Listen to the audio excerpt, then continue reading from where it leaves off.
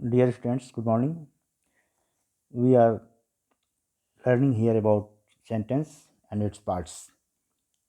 हम यहाँ एक सेंटेंस और इसके विभिन्न अंगों के बारे में, विभिन्न भागों के बारे में पढ़ रहे हैं। प्रिय बच्चों, सेंटेंस की परिभाषा आपने पढ़ी है। वाक्य किसे कहते हैं? सार्थक शब्दों का वह समूह जो एक निश्चित अर्थ प्रकट करता है वह वाक्य कहलाता है। अंग्रेजी में उसे सेंटेंस कहते हैं। सेंटेंस के दो भाग होते हैं, एक सब्जेक्ट और एक प्रेडिकेट। सब्जेक्ट का अर्थ आपने समझा कि किसी भी काम के करने वाले को कर्ता या सब्जेक्ट कहते हैं, या किसी वाक्य में जिसके बारे में बात की जाती है वह सब्जेक्ट होता है, और उसके बारे में जो भी बातें की जाती हैं वह प्रेडिकेट होता है।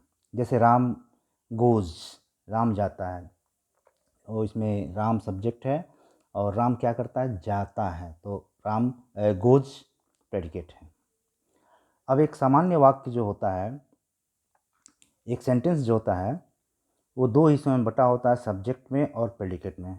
तो फिलहाल हम सब्जेक्ट के हिस्सों को देखेंगे। सब्जेक्ट कितने भागों में बटा होता है? एक सामान्य तौर पर एक सब्जेक्ट इन भागों में बटा होता है।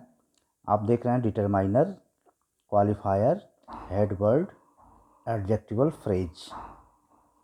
यानी कि कोई भी वाक्य जब शुरू होता है तो वह सबसे पहले डिटरमाइनर से शुरू होता है।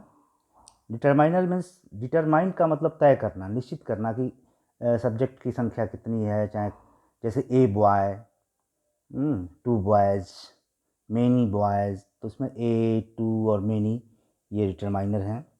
क्वालिफायर का मतलब होता है एडजेक्टिव, विशेषण। और हेड वर्ड का मतलब होता है मुख्य शब्द, यानी कि नाउन भी हो सकता है, प्रोनाउन भी हो सकता है। हेड वर्ड मुख्य शब्द जो होता है वह अक्सर नाउन होता है।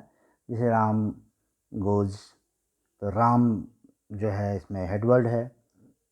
ए बॉय रन्स, एक लड़का दौड़ता है, तो इसमें ए को छोड़ दिया जाए तो बॉय हेड वर्ड हो जाएगा।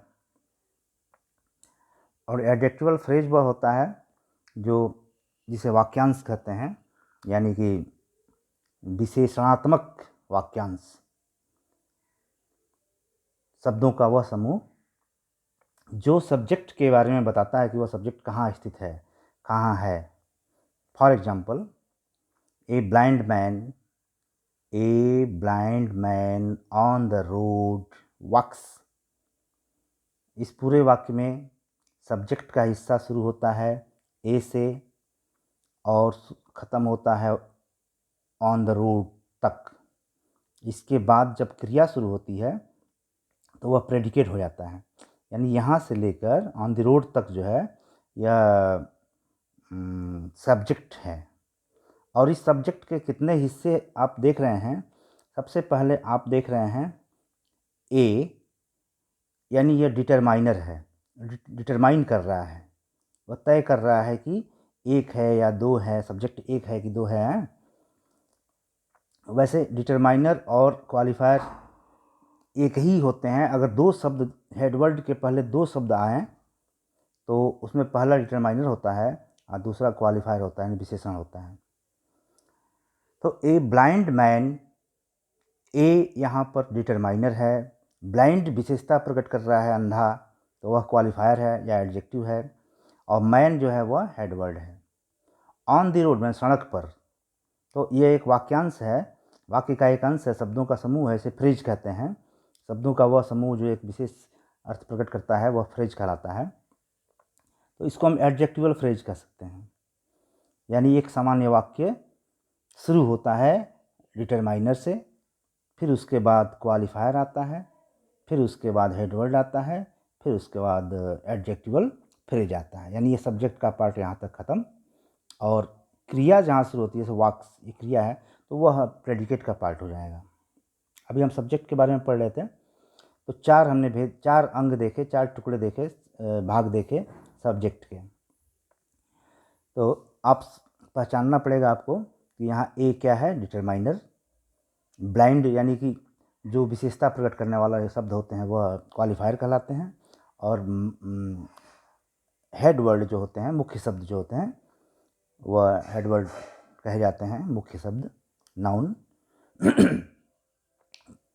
अब कहने का मतलब यह हुआ कि अगर हम मैन को आगे रख दें या ब्लाइंड को इधर रख दें तो वाक्य हमारा शुद्ध हो जाएगा। इसलिए हमें क्रमिक रूप से शब्दों को रखना चाहिए सही तरीके से, कि पहले डिटरमाइनर हो, फिर क्वालिफायर हो, फिर हेड वर्ड हो। अगर एक वाक्य दे दिया जाए और इसमें कहा जाए कि आप पहचानिए कि कौन डिटरमाइनर है, कौन सा शब्द क्वालिफायर है, कौन सा शब्द हेड वर्ड है, तो आप पहचानने की कोशिश कर सकते हैं, करेंगे। इसके बाद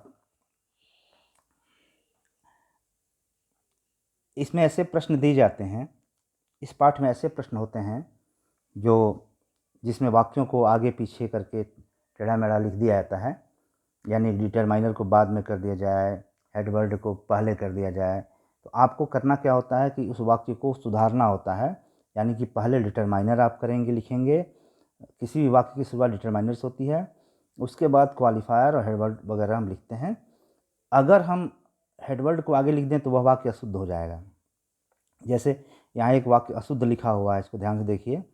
sitting in the tree black bird A flu away. आप देख रहे हैं कि इसमें सभी वाक्य, पूरे वाक्य को आगे पीछे शब्दों को लिखा गया है, शुद्ध वाक्य नहीं है। इसको शुद्ध करना है। इस पाठ में यही मुख्य प्रश्न होता है, वाक्यों को शुद्ध करना, सीधा करना। तो आप जानते हैं डिटरमाइनर यहाँ क्या होना चाहिए, ए होना चाहिए। ए पहले लिखेंगे, ए। उसके बाद विशेषण यानी कि क्वालिफायर दूसरे स्थान पर, a black bird, a black bird sitting in the tree, पेड़ पर बैठा हुआ, फ्लू अवे, यानी a black bird sitting in the tree flew away. A black bird sitting in the tree, यहाँ तक सब्जेक्ट का पार्ट है। फ्लू अवे, उड़ गया। एक काली चिड़िया पेड़ पर बैठी हुई, पेड़ पर बैठी हुई एक काली चिड़िया उड़ गई। तो ये उड़ गई, फ्लू अवे शब्द जो है वह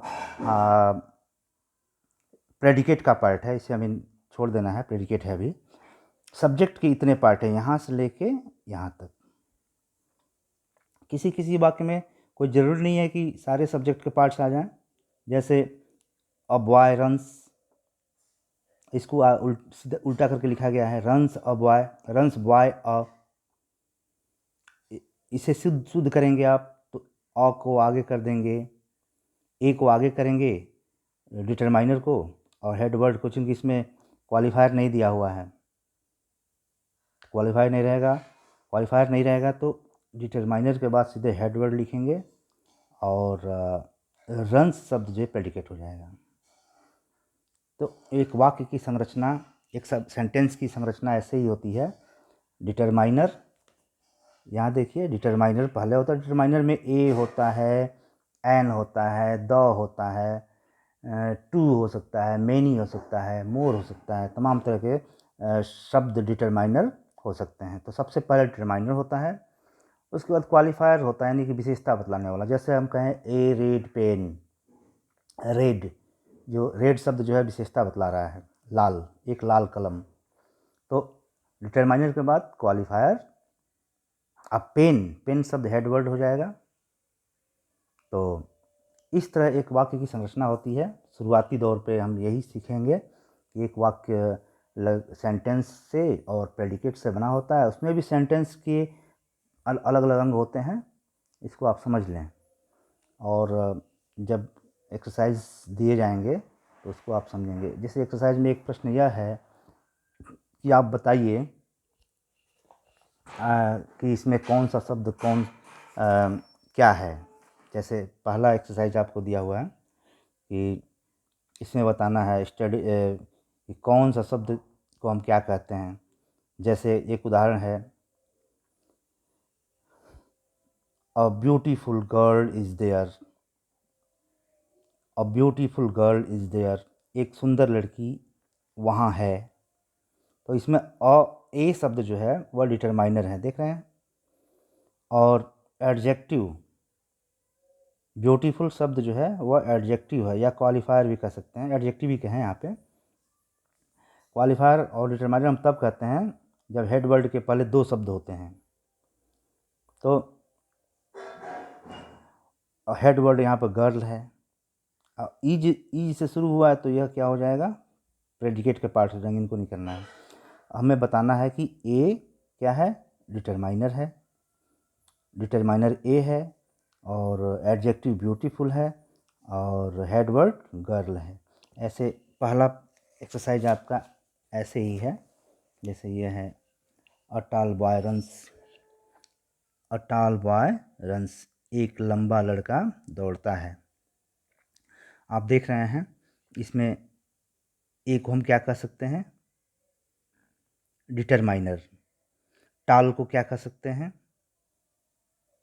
एडजेक्टिव, बॉय को क्या कह सकते हैं, हेड वर्ड। हमें लिखना है determiner a, tall adjective, boy head word. ऐसे इन वाक्यों में आपको पहचानना है कि कौन कौन से वाक्य कैसे हैं, माने कौन कौन से वाक्य में सेंटेंस के अलग अलग अंगों के नाम क्या हैं। ठीक है, जैसे अब इसमें देखिए 8वां, some dishonest person stole the purse, कुछ बेईमान लोगों ने किसी बेईमान आदमी ने पर्स को चुरा लिया। सम, यहाँ सम शब्द जो है वह डिटरमाइनर है, डिसऑनेस्ट उसकी विशेषता बतला रहा है, इसके दुर्गुण को बता रहा है, तो यह एडजेक्टिव है, आप पर्सन हेड वर्ड है, आपको इसमें यह पहचानना है। दूसरी ओर अब दूसरा एक्सरसाइज आप देखेंगे कि complete the following sentences with the subject parts given in brackets in the correct order. वाक्य को पूरा करना है, यहाँ प्रेडिकेट के पार्ट दिए गए हैं पहले से ही, और सब्जेक्ट के पार्टों को यहाँ लिख दिया गया है, तो आपको इसको सही करके लिखना है। सबसे पहले आप क्या लिखेंगे, जैसे यहाँ दिया हुआ है ओल्ड मैन द, तो डिटरमाइनर पहले होता है, आपने पढ़ा, डिटरमाइनर का मतलब द पहले होगा, और उसके बाद विशेषण होगा, एडजेक्टिव होगा, यानी ओल्ड, तो द ओल्ड, मैन मतलब आदमी, ये हेड वर्ड हो जाएगा। तो हम कैसे लिखेंगे, सबसे पहले द लिखेंगे, उसके बाद ओल्ड लिखेंगे, उसके बाद मैन लिखेंगे। The old man set here, बूढ़ा आदमी यहाँ बैठ गया या बैठा, तो पहले द, उसके बाद ओल्ड, उसके बाद मैन। तो इस तरह के प्रश्न इसमें आते हैं।